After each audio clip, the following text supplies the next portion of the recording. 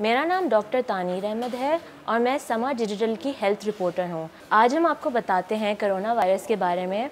Experts का कहना है कि मास्क इतने ज़रूरी नहीं है। हमारी आवाम को मास्क पहनने की आदत नहीं है, तो वो मुसलसल उसको टच करते रहते हैं और इससे जरासीम और फैलते हैं।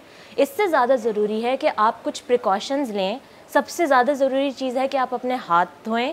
हाथ धोने का तरीका ये है कि साबुन लगाएं, 20 सेकंड तक साबुन को मलें और फिर उसके बाद अपने हाथ पानी के नीचे धोएं। और आपको हाथ कब कब धोने चाहिए?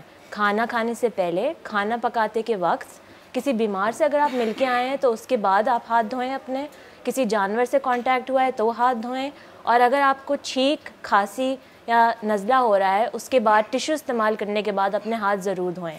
टिश्यू इस्तेमाल करना भी बहुत ज़रूरी चीज़ है, मगर आप टिश्यू का इस्तेमाल करके उसको फ़ौरन डिस्कार्ड कर दें, उसी टिश्यू को फिर से नहीं इस्तेमाल करें।